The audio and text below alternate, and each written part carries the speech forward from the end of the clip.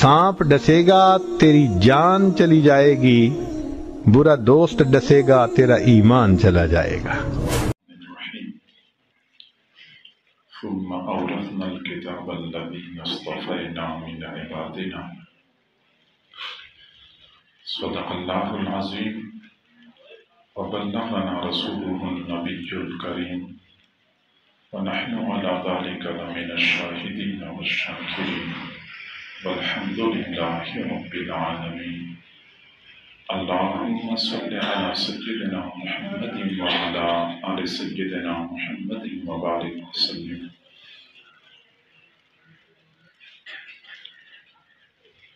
دینی مدارس اور درسگاہوں میں یہ دستور ہے کہ تعلیمی سال کے اختتام پر طلباء کی دستار بندی اور تقسیم اسناد کے لیے تقریبات منعقد ہوتی ہیں، اور یہ تقریبات کوئی رسمی روایتی امر نہیں ہے، بلکہ اس کے پیچھے کچھ مقاصد ہوتے ہیں۔ ان مقاصد کو سمجھنا اور ان کے حصول میں اپنا کردار ادا کرنا، یہ ہم سب کا فریضہ ہے۔ حضرت مفتی صاحب نے اور ان کے رفقائے کار نے یہ پروگرام منعقد کیا۔ پروگرام کا منعقد کرنا، انتظامات کرنا، لوگوں کو دعوت دینا کوئی آسان تو نہیں ہے، لیکن مقصد کیا ہے؟ تو سمجھ لیں کہ ایسی تقریبات کا پہلا مقصد یہ ہوتا ہے کہ ہمارے وہ بچے جنہوں نے 2 سال، 3 سال، 4 سال مسلسل محنت کی اور 30 پارے قرآن اپنے سینوں میں محفوظ کر کے اپنی مقصد کے حصول میں کامیاب ہو گئے، ان بچوں کو اعزاز دیا جائے، ان کی حوصلہ افزائی کی جائے، ان کو خراج تحسین پیش کیا جائے۔ اس لیے یہ تقریب منعقد کی گئی ہے، اور حقیقت یہ ہے کہ ہمارے ان بچوں نے اتنی بڑی دولت سمیٹی ہے کہ اگر ان کے اعزاز میں اس سے بھی بڑی اور عظیم الشان تقریب کا انعقاد کیا جاتا تو وہ بجا ہوتا، غلط نہ ہوتا۔ مسلم شریف کی روایت ہے، حضور صلی اللہ علیہ وسلم نے فرمایا، کیا تم میں سے کوئی بندہ یہ پسند کرتا ہے کہ وہ صبح کے وقت گھر سے نکلے، عقیق یا بطحان مقام پہ چلا جائے، وہاں تجارت شروع کر لے، کاروبار کرے، خرید و فروخت کرے، شام ہونے سے پہلے پہلے 1 اونٹنی منافع میں کما کر لے آئے، اس طریقے سے کہ کسی کے ساتھ ظلم بھی نہ کرے، کسی کو دھوکہ بھی نہ دے۔ صحابہ نے کہا، ہم میں سے ہر بندہ یہ پسند کرتا ہے۔ آپ نے پھر فرمایا، کیا تم میں سے کوئی بندہ یہ پسند کرتا ہے کہ وہ صبح کے وقت گھر سے نکلے، شام ہونے سے پہلے 2 اونٹنیاں منافع میں کما کر لے آئے، اس طریقے سے کہ کسی کے ساتھ ظلم نہ کرے، کسی کو دھوکہ نہ دے؟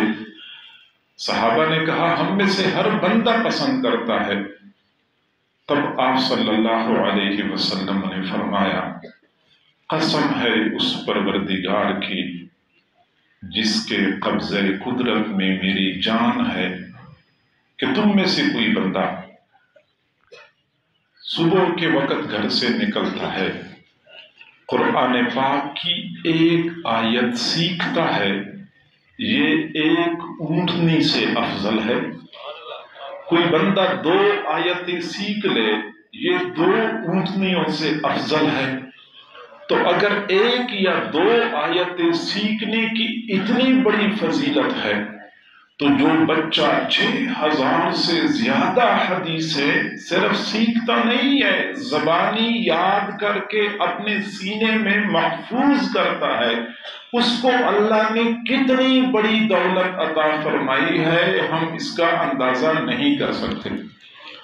اور حقیقت یہ ہے، حفظ قرآن کا اعزاز یہ وہ بڑا اعزاز ہے کہ دنیا کے تمام اعزازات اس کے سامنے ہیچ ہیں۔ یہ دنیا کی ڈگریاں اور یہ سرٹیفکیٹ اور یہ سندیں، یہ قرآن پاک کی اس نسبت کے سامنے کوئی حیثیت نہیں رکھتی۔ ہارون الرشید ایک نیک بادشاہ گزرا ہے، اس کے دربار کے دروازے پہ ایک آدمی آیا اور دربان سے کہنے لگا کہ میں نے بادشاہ سے ملاقات کرنی ہے۔ پوچھا آپ تعارف تو کرائیں، آپ ہیں کون؟ اس نے کہا کہ میں معاشرے کا گرا پڑا بندہ ہوں، نہ میرے پاس کوئی مال پیسہ ہے، نہ حسب نسب میرا اعلیٰ ہے، نہ معاشرے میں کوئی حیثیت کوئی مرتبہ ہے، ہر لحاظ سے پست بندہ ہوں، لیکن بادشاہ سے ملاقات کرنے کا شوق رکھتا ہوں۔ دربان نے بادشاہ کے پاس پیغام بھیجا، بادشاہ نے کہا کہ اس کو بھیجو۔ اب جب وہ دیہاتی بندہ بادشاہ کے پاس آیا تو بادشاہ نے پوچھا کہ آپ کون ہیں؟ بیٹھ گیا اور بات کرنے لگا۔ پوچھا آپ کون ہیں؟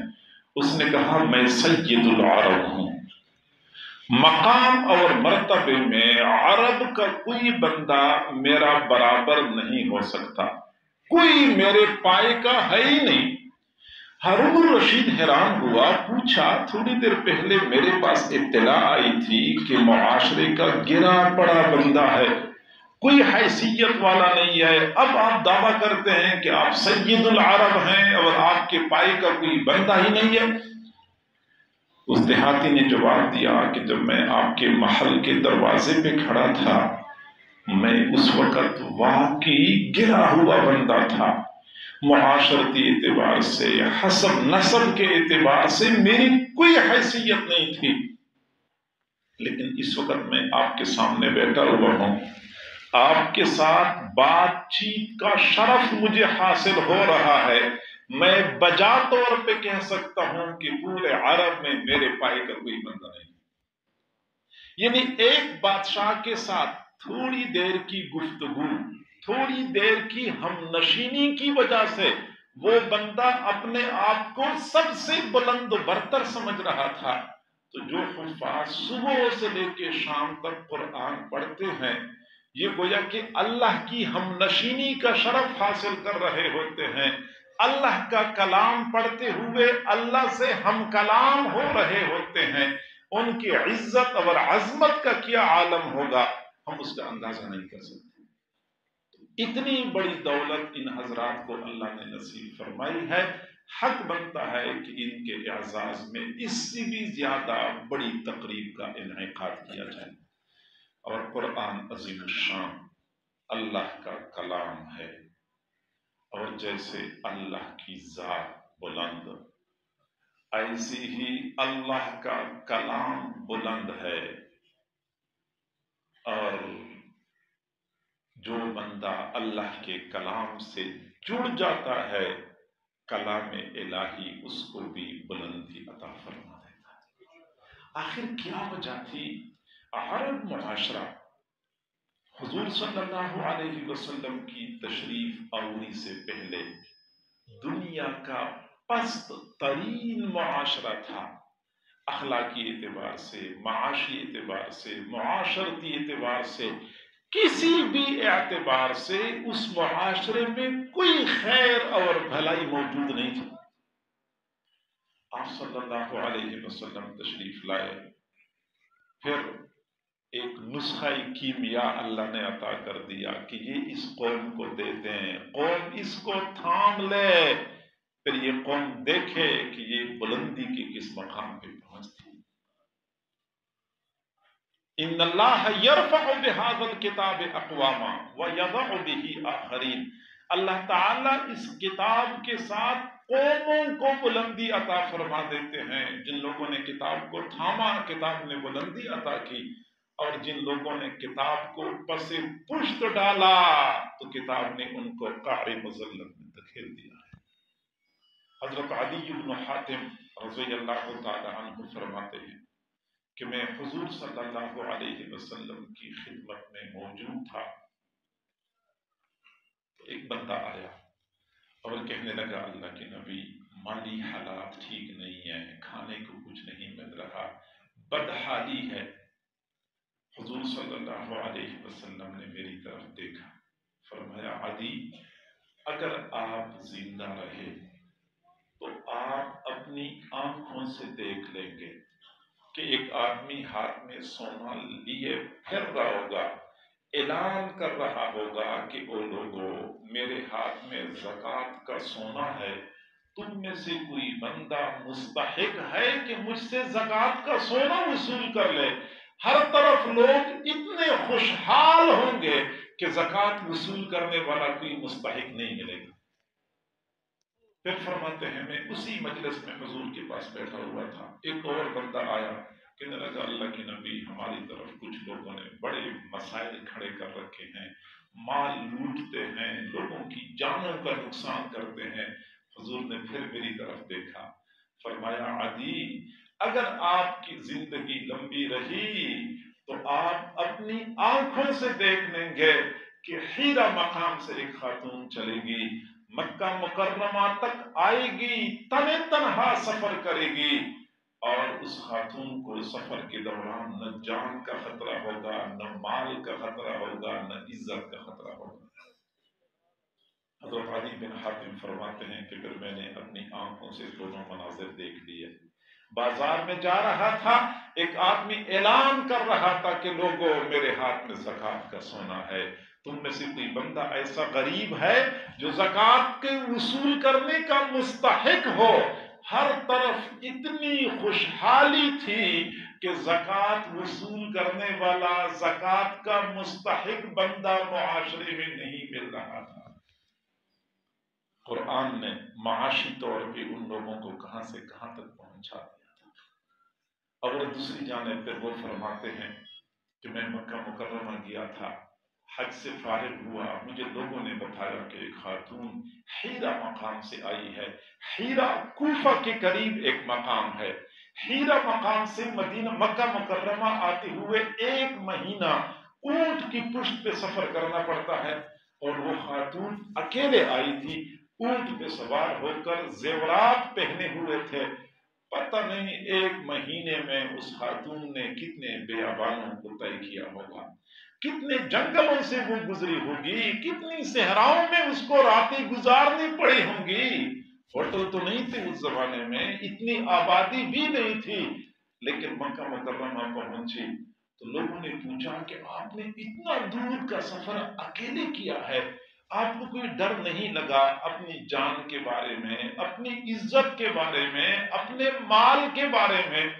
اس خاتون نے جواب دیا، قسم ہے اس پروردگار کی جس نے اپنے محبوب صلی اللہ علیہ وسلم کو حق کے ساتھ مبعوث فرمایا ہے کہ میں نے حیرہ سے لے کے یہاں تک سارے لوگوں کو ایسا پایا جیسا کہ ایک ماں کی اولاد ہو. امن و امان اتنا قائم ہوا، معاشی خوشحالی اتنی آ گئی ہے. اور دوسری جانب ہمارے حالات آپ لوگوں کے سامنے ہیں، معاشی ابتری انتہا کو پہنچ چکی ہے، لوگ مایوسی کا شکار ہیں. امن و امان کی صورتحال اس قدر ناگفتگو ہے کہ ہماری مسجدیں غیر محفوظ ہیں، ہمارے گھر غیر محفوظ ہیں، ہمارے چھوٹے چھوٹے بچے غیر محفوظ ہیں، ہماری بچیاں غیر محفوظ ہیں، عدم تحفظ کا شکار ہے. یہ پوری قوم پریشان ہے. وجہ یہی ہے، آج بھی اگر ہم نے اسی قرآن کو تھام لیا جس طرح کے عرب کی بدھوں نے تھام لیا تھا، قرآن آج بھی ہمیں وہ بلندی عطا کرے گا جیسا کہ ان لوگوں کو بلندی عطا کی تھی، کیونکہ اللہ کے قوانین کبھی بدلتے نہیں ہیں. بات کیا تھی کہ نہ قیصر و کسریٰ سے ڈرے، اور اقوام عالم کے سامنے ہماری کوئی حیثیت نہیں رہی سچی بات یہ ہے کہ پوری دنیا میں مسلمان قوم کو جس قدر حقارت کے ساتھ اس کو دیکھا جاتا ہے، ڈیل کیا جاتا ہے، کوئی اور ایسی قوم موجود نہیں ہے۔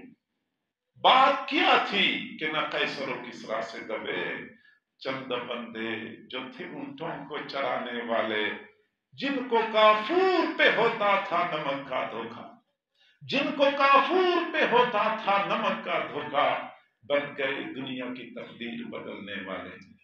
دنیا کی تقدیر بدلنے والے بن جاتے ہیں جب قرآن ہاتھوں میں تھام لیتے ہیں۔ بہرحال قرآن کے ساتھ وابستہ ہونے کی ضرورت ہے۔ ان حفاظ کے اعزاز میں یہ پروگرام منعقد کیا گیا ہے کیونکہ ان کو اللہ تعالیٰ نے بہت بڑی نعمت عطا فرمائی۔ اس تقریب کا دوسرا مقصد یہ ہے کہ شرکاء اور سامعین کو ایک خاموش دعوت دی جاتی ہے کہ جیسے یہ بچے ہیں، 6 ہیں، ان بچوں نے ماشاءاللہ قرآن پاک کا حفظ مکمل کیا، کچھ بچوں نے انعامات لے لیے، ایسے ہماری بھی تو گھروں میں بچے موجود ہیں، ہماری بھی تو بچیاں موجود ہیں، کیوں نہ ہم بھی اپنے بچوں کو قرآن کا حافظ بنائیں، قرآن کا قاری بنائیں، قرآن کا عالم بنائیں۔ یہ ہم سب کو ایک خاموش دعوت دی گئی ہے، اور صرف یہ نہیں ہے کہ فلاں کے بچے کی دستار بندی میں ہم شریک ہو گئے تو بات ختم ہو گئی، نہیں، بلکہ اس دستار بندی نے مجھے بھی سوچنے پر مجبور کیا ہے کہ میرا بچہ بھی تو ماشاءاللہ بڑا ذہین ہے، بڑا فتین ہے، کیوں نہ میں اپنے بچے کو حافظ بنا دوں۔ میرے بھائیوں، اولاد اللہ کی بہت بڑی نعمت ہے، اور نعمتوں کے بارے میں اصول یاد رکھیں کہ قیامت کے دن ایک ایک نعمت کے بارے میں سوال کیا جائے گا۔ ثم لتسألن یومئذ عن النعیم، پھر تم سے اس دن نعمتوں کے بارے میں ضرور بھی ضرور سوال کیا جائے گا۔ میرے ہاتھ میں ایک گلاس پانی ہو، میں پی لیتا ہوں، مجھ سے 2 سوال ہوں گے، پانی کیسے حاصل کیا تھا، پانی کیسے استعمال کیا تھا، حاصل کرنے میں، استعمال کرنے میں شریعت اور سنت کے حکموں کو مد نظر رکھا تھا یا نہیں رکھا تھا، مجھ سے پوچھا جائے گا۔ تو اگر قیامت کے دن چھوٹی چھوٹی نعمتوں کے بارے میں پوچھا جائے گا تو پھولوں جیسے ہنستے مسکراتے بچے، کمپیوٹر جیسی ذہین اولاد کے بارے میں قیامت کے دن نہیں پوچھا جائے گا، نہیں، ضرور بھی ضرور پوچھا جائے گا۔ حضرت عبداللہ بن عمر رضی اللہ تعالی عنہما نے فرمایا، ادبوا اولادکم فانکم مسئولون عنہم، تم اپنی اولاد کی اچھی تربیت کرو کیونکہ تم سے اولاد کے بارے میں پوچھا جائے گا۔ اولاد کے بارے میں سوال ہوگا کہ اولاد کی پرورش، اولاد کی تربیت میں اللہ اور رسول کی تعلیمات کو مد نظر رکھا تھا یا نہیں رکھا تھا۔ لہٰذا اس نقطے پہ غور کرنا چاہیے، ہم نے اللہ رب العزت کو اس کا جواب دینا ہے۔ اور میرے بھائیوں، ہمارے وہ تعلیمی ادارے جن میں انسان سازی کا کام ہونا چاہیے تھا، وہاں پہ انسان سوزی کا کام ہو رہا ہے۔ وہ تعلیمی ادارے جہاں پہ ہمارے بچوں نے حقیقی معنوں میں انسان بننا تھا، انہی بچوں کے اندر سے انسانیت کے مادے کو نکالا جا رہا ہے، اور جہاں اداروں میں انسانی تعمیر کا کام ہونا تھا وہاں پہ تخریب کا کام ہو رہا ہے۔ ہم سب کے سامنے ہے کہ انگریزی تعلیمی اداروں میں ایک منظم منصوبے کے تحت ہمارے بچوں کو، ہماری بچیوں کو قصداً شرم و حیا سے عاری کیا جا رہا ہے۔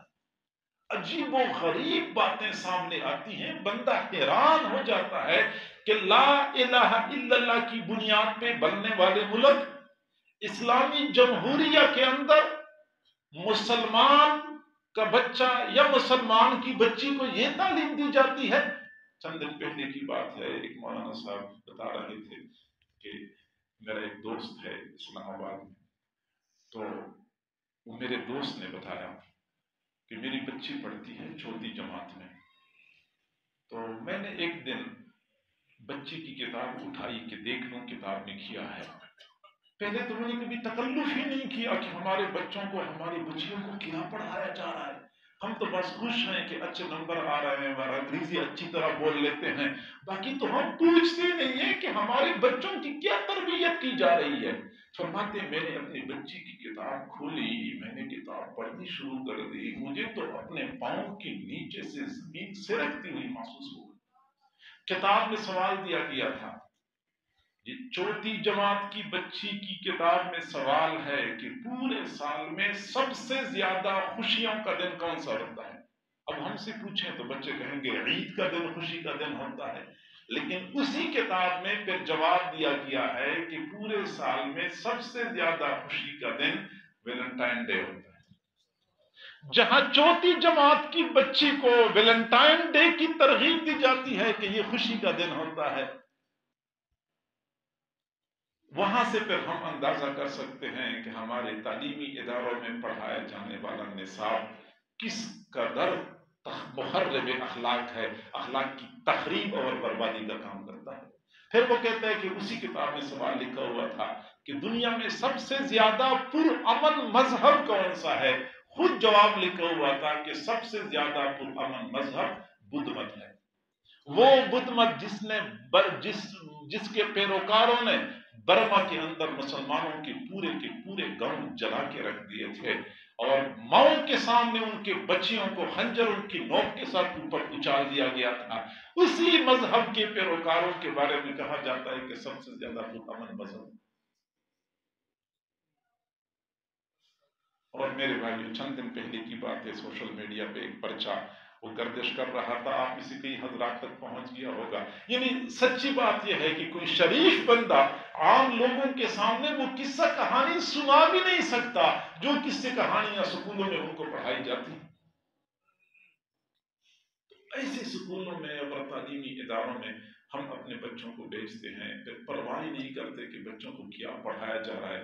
جہاں سکول والے مجرم ہیں وہاں والدین بھی مجرم ہیں۔ اب میں یہ نہیں کہتا کہ بچوں کو انجینئر نہ بناؤ، ڈاکٹر نہ بناؤ، یہ ہماری اپنی ضرورت بھی ہے، ہمارے معاشرے کی ضرورت ہے، ہماری قوم ہمارے ملک کی ضرورت ہے، لیکن اتنا تو کم از کم والدین دیکھا کرے کہ میں کس سکول میں اپنے بچے کو بھیج رہا ہوں، کس کالج میں اپنی بچی کو بھیج رہا ہوں۔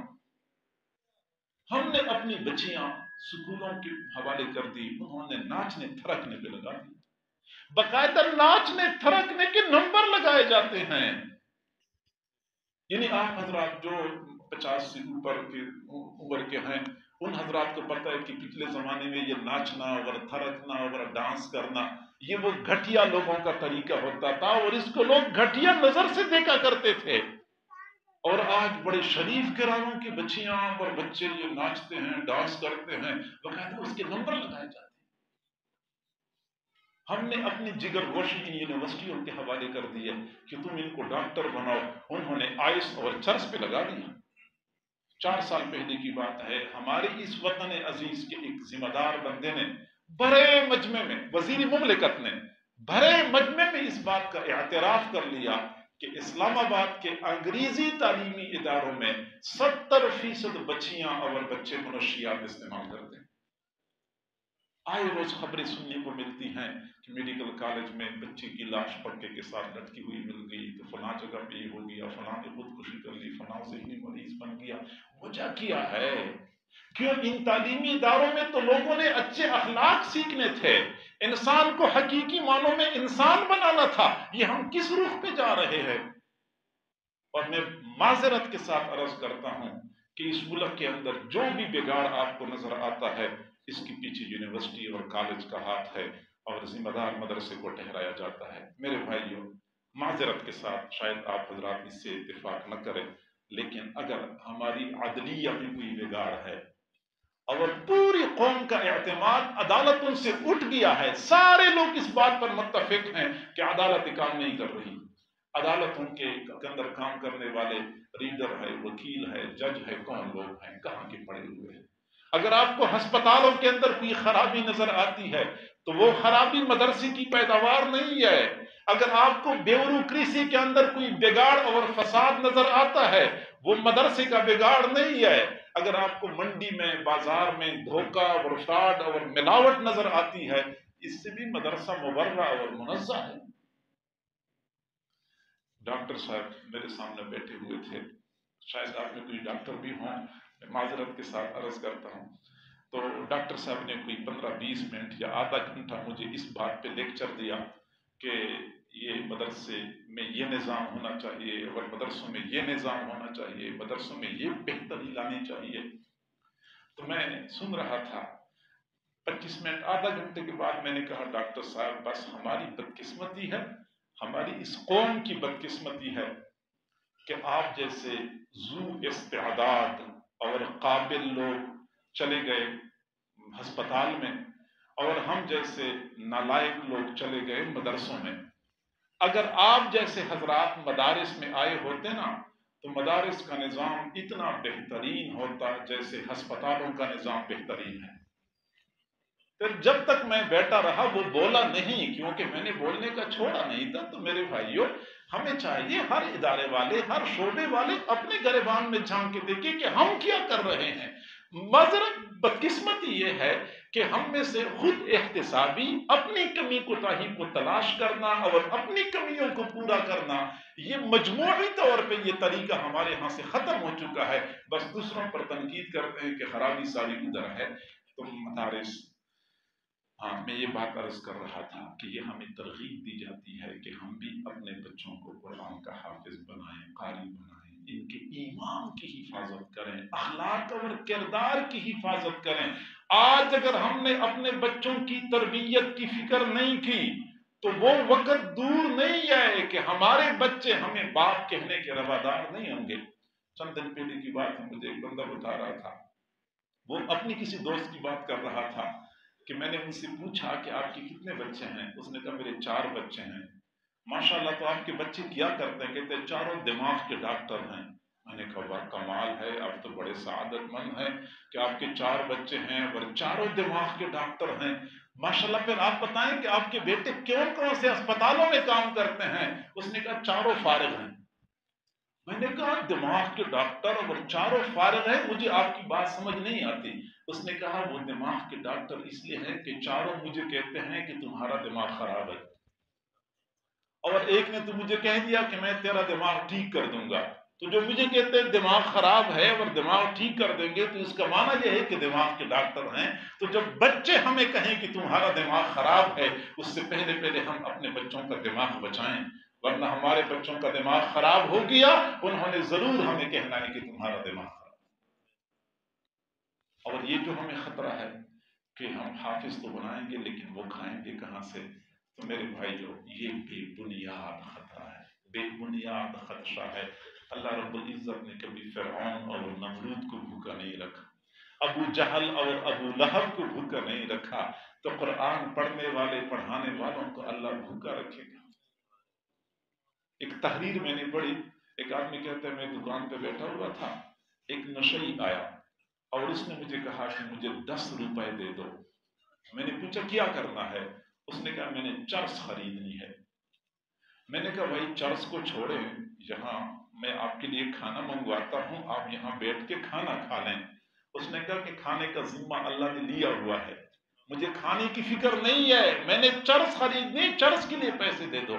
फरमाते अजीब बात कर ली, न चाहते हुए भी मैंने उसको 10 रुपए दे दिए और वो चला गया, बड़ा खुश हो गया। अब वो खुश खुश जा रहा था, मैं भी उसके पीछे पीछे चलने लगा। मैंने कहा देखता हूँ ये जाता किधर है और करता क्या है। अब मैं जा रहा था उसके पीछे पीछे, मैंने देखा कि एक जगह पे शादी हो रही थी, तो एक आदमी घर से चावल का ट्रे लेके बाहर मेहमानों को पेश कर रहा था। तो घर से निकलती ही उसके हाथ से ट्रे गिर गया। जो ही गिरा तो सारे के सारे चावल सामने रास्ते में या सड़क के ऊपर ढेर हो गए। उसने ट्रे उठा लिया, उसने चावल तो उठाने नहीं थे, नशई सीधा वहां पहुंच गया और वहीं पे बैठ के वो चावलों के ऊपर ऊपर से खाना शुरू कर दिया। फरमाते हैं कि जब मैं वहां करीब गया तो उस नशई ने मुझे देख लिया। नशई पहचान गया कि ये वही बंदा है जिसने मुझे अभी 10 रुपए दिए हैं। तो नशई ने मुझे कहा कि वैसे तो मुझे अल्लाह ताला बर्तन में खिलाता है, लेकिन आजकल जरा मुझसे नाराज है, इसलिए जमीन पे डाल के खिला रहा है। और फिर नशई ने अगली बात की कि वो अल्लाह करीम इतना है कि वो नाराज भी हो जाए پھر بھی بھوکا نہیں رکھتا، پھر بھی کھلاتا، ناراض بھی ہو پھر بھی کھلاتا ہے۔ تو وہ اللہ جو ناراض ہو جاتا ہے پھر بھی کھلاتا ہے، تو جو صبح سے لے کے شام تک دین کا کام کرتے ہیں، قرآن کی تعلیم دیتے ہیں، اللہ ان کو بھوکا رکھے گا؟ یہ ہماری غلط فہمی ہے، بے بنیاد خدشہ ہے کہ کھائے گا کہاں سے۔ اللہ تعالیٰ کھلاتا ہے اور کئی مرتبہ دنیا والوں سے زیادہ اچھا کھلاتا ہے۔ اور میرے بھائیوں، آج اگر ہم نے اپنے بچوں کی اچھی تربیت کی، یہ دنیا میں بھی ہمارے کام آئیں گے اور آخرت میں ہمارے کام آئیں گے، قبر میں بھی انہی بچوں کی وجہ سے ہمارے لیے راحت ہوگی۔ ہم مسلمان ہیں الحمدللہ، ہمارا یہ عقیدہ ہے کہ جب یہ آنکھیں بند ہو جائیں گی تو ایک اور جہان نظر آئے گا، اور اس جہان میں پتہ چلے گا کہ اپنے بچے کو حافظ بنانے کا کیا فائدہ نکلا۔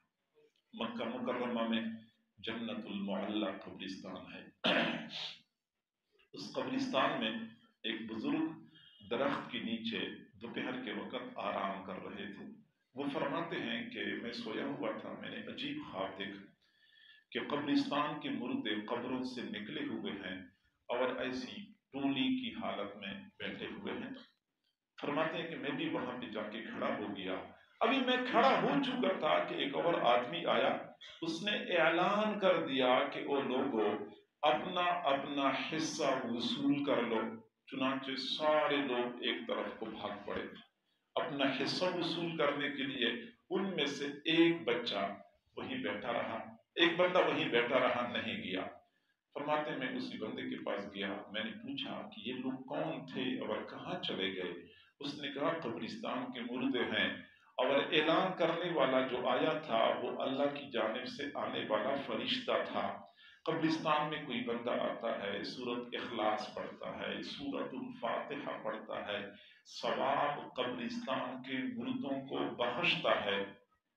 پھر یہ فرشتہ آ کے اعلان کرتا ہے کہ لوگوں اپنا اپنا حصہ وصول کر لو، تو لوگ اس ثواب میں سے اپنا حصہ وصول کرنے کے لیے بھاگ پڑتے ہیں۔ تو میں نے ان سے پوچھا کہ آپ تو نہیں گئے؟ تو اس نے کہا مجھے ضرورت ہی نہیں ہے۔ میں نے کہا آپ کو ثواب کی ضرورت نہیں ہے؟ اس نے کہا مجھے ضرورت ہی نہیں ہے۔ میں نے پوچھا آخر آپ کو ضرورت کیوں نہیں ہے؟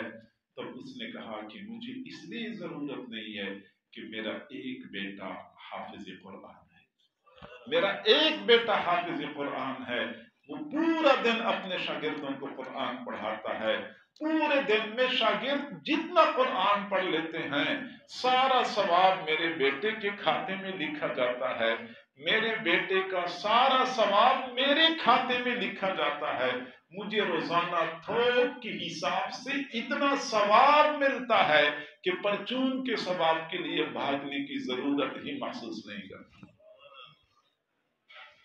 یہ سعادت مند لوگ ہوتے ہیں، یہ دنیا سے چلے جاتے ہیں، آنکھیں بند ہو جاتی ہیں، لیکن پیچھے سے ملنے والا ثواب اسی طرح جاری و ساری رہتا ہے۔ آپ نے کبھی غور کیا ہے ایک قاری صاحب کی درسگاہ میں 30 بچے ہوتے ہیں، کئی جگہ پہ 40 بچے بھی ہوتے ہیں، کئی مرتبہ 50 بچے بھی ہوتے ہیں۔ ہم نے ایسے قاری بھی دیکھے ہیں جہاں پہ 70 اور 80 بچے ان کی کلاس میں پڑھ رہے ہوتے ہیں۔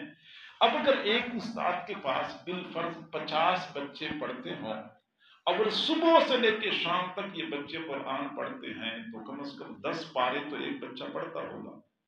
تو اگر ایک بچہ 10 پارے پڑھتا ہے اور 50 بچے ہوں تو یہ 500 پارے ہو جاتے ہیں۔ اب 500 پارے شاگردوں نے پڑھے، ثواب قاری صاحب کو ملا، قاری صاحب کا ثواب والد صاحب کو ملا۔ وہ بندہ کتنا خوش نصیب ہوگا کہ وہ قبر میں آرام سے لیٹا ہوا ہے اور روزانہ 500 پاروں کی تلاوت کا ثواب اس کو ملتا ہے۔ یہ تو ایک دن کے 500 پارے ہیں، پھر مہینے کے کتنے پارے بنتے ہیں، اور پھر پورے سال کے کتنے بنتے ہیں۔ اور یہ سعادت مند ہم بھی بن سکتے ہیں، ہم تھوڑی سی ہمت کریں،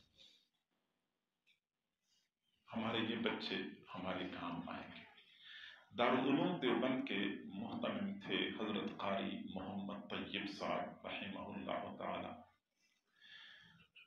انہوں نے فرمایا کہ جب میں حافظ بنا تو میرے والد صاحب نے مجھے بلایا اور فرمایا کہ بیٹا محمد طیب، عالم تو آپ نے بننا ہے اپنے لیے، میں نے جو آپ کو حافظ بنایا ہے تو اپنی ذات کے لیے بنایا ہے۔ میں نے پوچھا کیا مقصد؟ تو کہنے لگے کہ بیٹا اس لیے آپ کو حافظ بنایا ہے کہ آپ قرآن پڑھیں گے، قرآن پڑھائیں گے تو مجھے ثواب ملتا رہے گا۔ پھر بیٹے نے والد صاحب نے اگلی بات کی کہ بیٹا عام طور پہ یہ دیکھا گیا ہے کہ جب والدین کا انتقال ہو جاتا ہے تو اولاد اپنے والدین کو جلدی بھلا دیتی ہے۔ میرے بیٹے مجھے بھلانے میں جلدی نہیں کرنی، مجھے بھلانے میں جلدی نہیں کرنی۔ پھر قاری صاحب فرماتے ہیں کہ الحمدللہ میں نے اپنے والد کو بھلانے میں جلدی نہیں کی۔ فرماتے ہیں میرے والد کو فوت ہوئے 30 سال ہو چکے ہیں، 30 سالوں میں ایک دن بھی ایسا نہیں گزرا کہ میں نے مغرب کی نماز کے بعد اوابین کے نفلوں میں اپنے والد کے لیے ایک پارہ تلاوت نہ کی ہو۔ اوابین کے نفلوں میں بلا ناغہ ایک پارہ تلاوت کرتا ہوں، سفر ہو یا حضر ہو، مصروفیت ہو یا فرصت ہو، صحت ہو یا بیماری ہو، جو بھی ہو، روزانہ بلا ناغہ ایک پارہ تلاوت اپنے والد کے لیے اوابین کے نفلوں میں کرتا ہوں۔ اور آپ کو مسئلہ معلوم ہونا چاہیے کہ ویسے ہم قرآن کی تلاوت کرتے ایک حرف کے بدلے 10 نیکیاں ملتی ہیں، اگر ہم نماز میں تلاوت کریں تو ایک حرف کے بدلے 100 نیکیاں ملتی ہیں۔ تو یہ تو صرف نماز میں انہوں نے ہر رات ایک پارہ تلاوت کا معمول بنائے رکھا۔ میں نے حساب لگایا، میں نے کہا قاری صاحب نے صرف اوابین کی نماز میں اپنے والد صاحب کے لیے 365 مرتبہ قرآن پاک ختم کیا تھا، 365 مرتبہ۔ اور قیامت کے دن میرے بھائیوں بہت سارے ایسے لوگ ہوں گے جو ان کو اعمال نامے ہاتھ میں آئیں گے، ان کو یقین نہیں آئے گا کہ یہ میرا اپنا اعمال نامہ ہے۔ وہ اعمال نامے کو اوپر نیچے سے دیکھتے ہوں گے، نام دیکھیں گے، نام تو میرا ہے لیکن اندر اعمال تو میرے نہیں ہے۔ میں نے تو ناظرہ بھی نہیں پڑھا ہوا تھا، یہاں تو ہزاروں مرتبہ قرآن پاک ختم کرنے کا ثواب لکھا گیا ہے، میں تو محلے کی مسجد میں نماز پڑھنے کے لیے نہیں جاتا تھا، اس میں تو حج اور عمرے کا ثواب بھی لکھا ہوا ہے، لگتا یہ ہے کہ میرا اعمال نامہ نہیں ہے۔ تب ان کو کہا جائے گا کہ اعمال نامہ آپ کا ہے، البتہ اعمال آپ کے اپنے نہیں ہیں، اعمال آپ کی اولاد کے ہیں کہ آپ نے اپنی اولاد کی اچھی تربیت کی اور یہی اعمال آپ کے کھاتے میں لکھے ہوئے ہیں۔ قیامت کا دن ہوگا، سورج ایک نیزے کے برابر آ چکا ہوگا، زمین مکمل پیتل کی بنی ہوئی ہوگی اور آگ کے انگارے کی طرح سرخ ہوگی، پاؤں میں جوتے نہیں ہوں گے، ویسے کھڑا ہونا ہوگا۔ کبھی جون جولائی کی مہینے میں دن کو 1-2 بجے فرش کے اوپر 1 منٹ کے لیے کھڑے ہو کے دیکھ لو، پتہ چل جائے گا کہ ننگے پاؤں گرم زمین پہ کھڑا ہونا کتنا دشوار ہوتا ہے۔ اور وہ تو سورج یہاں آ چکا ہوگا ایک نیزے کے برابر، جوتا نہیں ہوگا، اور کتنی دیر کے لیے ہم نے کھڑا ہونا ہے؟ 5 منٹ کے لیے نہیں، 5 دنوں کے لیے نہیں، 5 سالوں کے لیے نہیں۔ قرآن عظیم الشان اس بات پہ گواہ ہے کہ قیامت کا وہ ایک دن 50,000 سالوں کے برابر ہے، 50,000 سالوں کے برابر کا ایک دن ہے، اور اس دن میں ہم نے کھڑا ہونا ہے، میں نے بھی کھڑا ہونا ہے اور سب حضرات نے کھڑا ہونا ہے۔ کس قدر شدت کا عالم ہوگا، اور ان حالات میں کچھ ایسے سعادت مند نوجوان ہوں گے جب ان سے کہا جائے گا کہ جنت میں چلے جاؤ، وہ کہیں گے اکیلے؟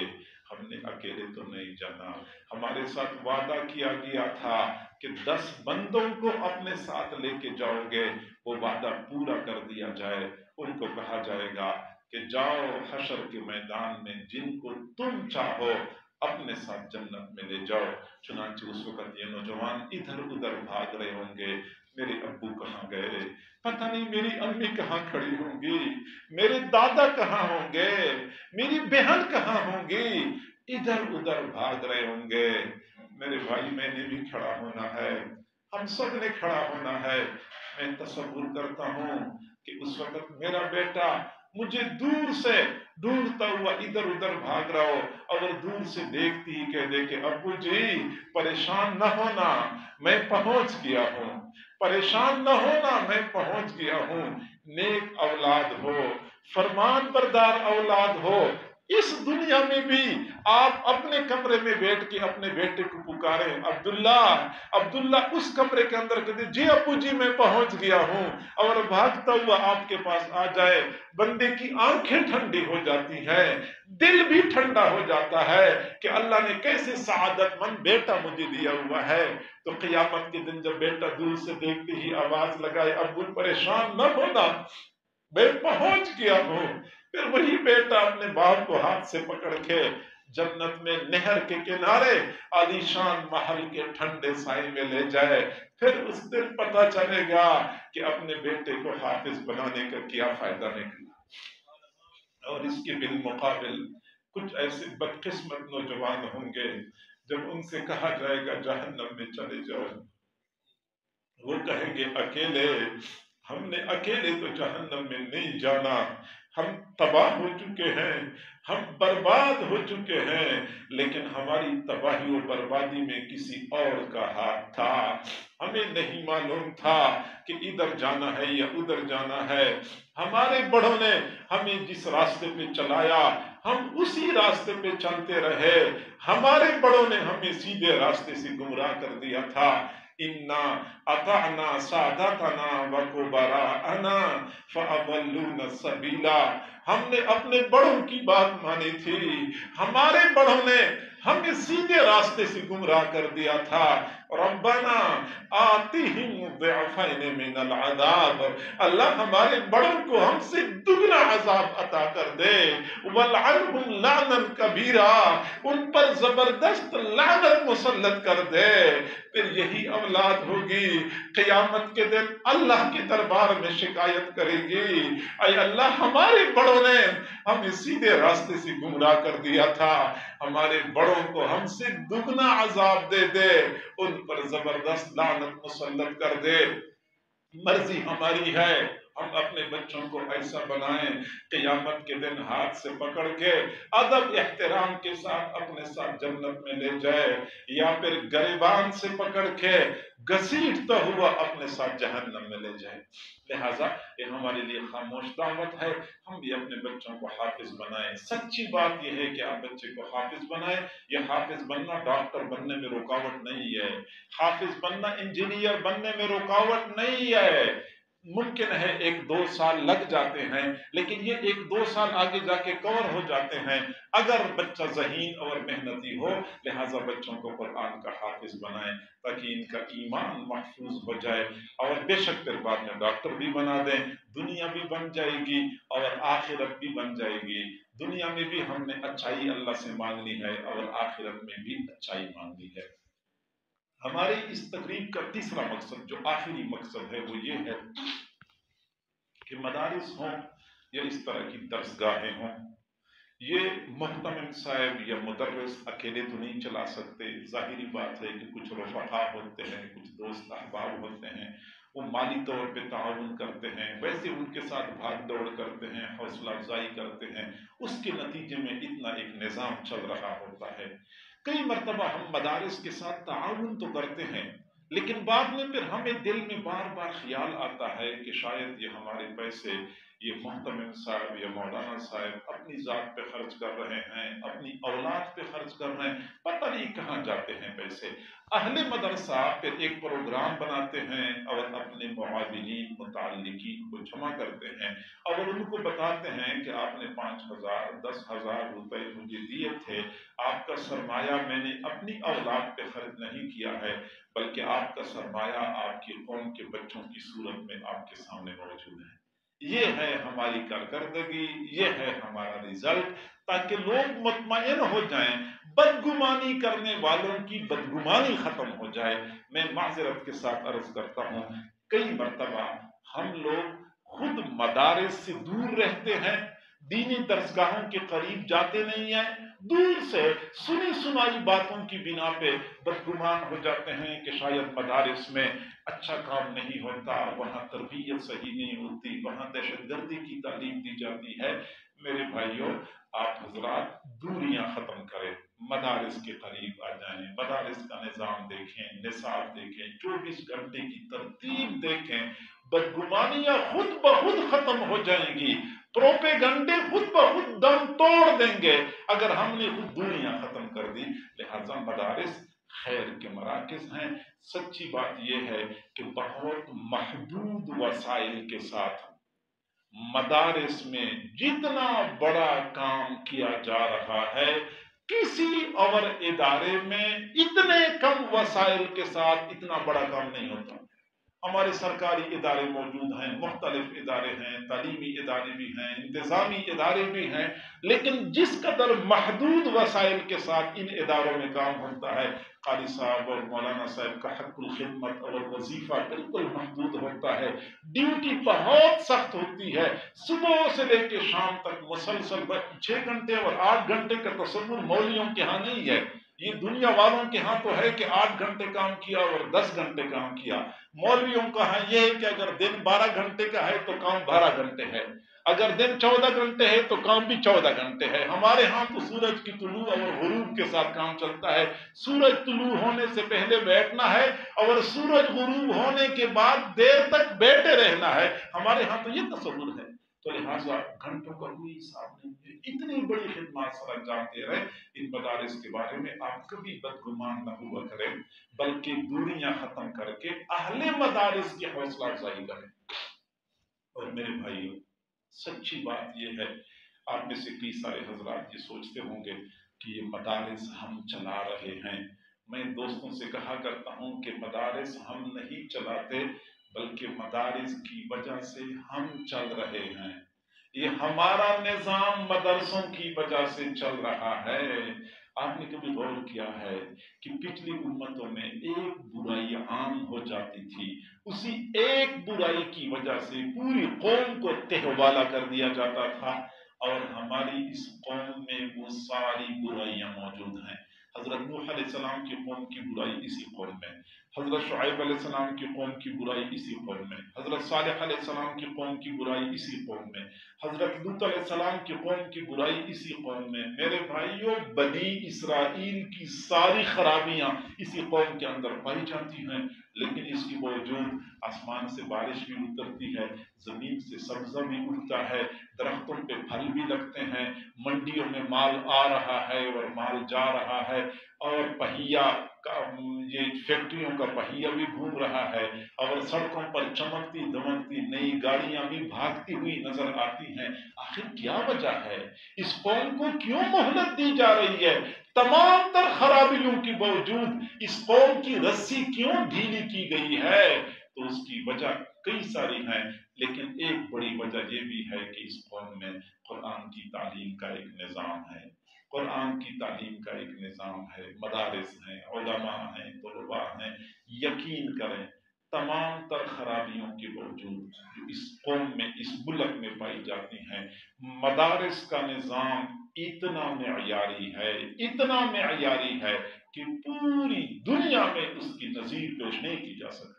یعنی سعودی عرب جیسے حکومت کے باقاعدہ سرکاری سرپرستی میں مدرسین بیٹھے ہوئے ہیں، قرآن پڑھا رہے ہیں، حفظ کرا رہے ہیں۔ پورے سعودی عرب میں اگر سارے حفاظ کی تعداد کو اکٹھا کیا جائے تو بمشکل 10,000 تک پہنچ، سال میں، ایک سال میں بمشکل 10,000۔ اور ہمارے اس ملک میں صرف وفاق المدارس کی بات میں کروں، وفاق المدارس دیوبندی مکتبہ فکر کا ایک بورڈ ہے جس کے ساتھ سارے مدارس رجسٹرڈ ہیں۔ میں اہل حدیث کی بات نہیں کرتا، میں بریلوی حضرات کی، وہ کہ ان کا حساب تو اس کے علاوہ ہے، میں صرف اپنے ہی مکتبہ فکر کے مدارس کی بات کرتا ہوں۔ اس سے فارغ ہونے والے حفاظ کی تعداد 1 لاکھ ہے، 98,000 سے کچھ اوپر ہے، گویا کہ 1 لاکھ تک تقریباً پہنچتی ہے۔ یہ وہ مدارس ہیں جو وفاق المدارس کے ساتھ رجسٹرڈ ہیں، اور جو غیر رجسٹرڈ ہے وہ اس کے علاوہ ہیں۔ اس میں اگر ہم اہل حدیث حضرات کے مدارس شامل کر دیں اور بریلوی حضرات کے مدارس، تو پتہ نہیں تعداد کہاں سے کہاں تک پہنچ جائے گی۔ تو لہٰذا یہ مدارس معیاری کام کر رہے ہیں. ہمیں چاہیے کہ ہم ان مدارس پہ فخر کریں اور دنیا والوں کے سامنے ہم یہ کہہ سکیں کہ کم از کم ایک چیز تو ہمارے پاس ہے نا جو ہم مثال کے طور پہ پوری دنیا کے سامنے پیش کر سکتے ہیں. حضرت امام شاہ ولی اللہ رحمۃ اللہ علیہ فرماتے ہیں کہ میں کشف کی نگاہ سے دیکھ رہا ہوں کہ ایک بستی کے لوگوں کے اعمال اتنے بگڑ جاتے ہیں، اتنے برباد ہو جاتے ہیں، اللہ تعالیٰ کو عرش پہ جلال آتا ہے، فرشتوں کو حکم دیتا ہے کہ تم جاؤ اور ان لوگوں کے نیچے سے زمین اٹھا دو، پھر الٹ دو، سب کو تباہ و برباد کر دو. فرشتے زمین پہ آتے ہیں، حالات کا جائزہ لیتے ہیں اور پھر اللہ تعالیٰ سے عرض کرتے ہیں اے اللہ آپ نے تو ہمیں بھیجا تھا کہ لوگوں کے نیچے سے زمین کو الٹ دو، لیکن وہاں تو ہم دیکھ رہے ہیں کہ مسجد میں کچھ بچے قرآن پڑھ رہے ہیں، مسجد میں کچھ بچے قرآن پڑھ رہے ہیں. تو اللہ تعالیٰ فرماتے اچھا کچھ بچے قرآن پڑھ رہے ہیں تو بستی والوں سے 40 سال کے لیے عذاب کو مؤخر کر دوں.